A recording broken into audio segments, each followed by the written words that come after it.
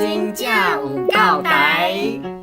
我捌做过戆查某囡仔，像伊的前拖，亲像伊的彼一半。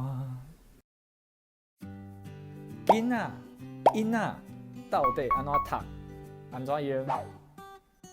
讲到囡仔是小孩；讲到囝嘛是小孩，拢是小孩，到底有啥物差别呢？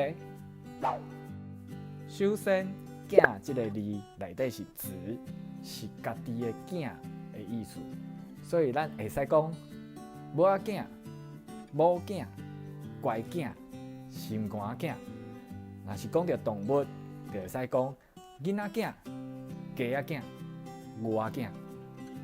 过来，囡仔就是小孩子的意思，所以有囡仔人、囡仔歌、囡仔兄、囡仔姊。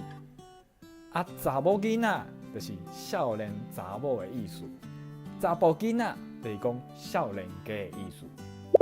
来，对我念一摆，囡仔，这是囡仔，不是囡仔哦。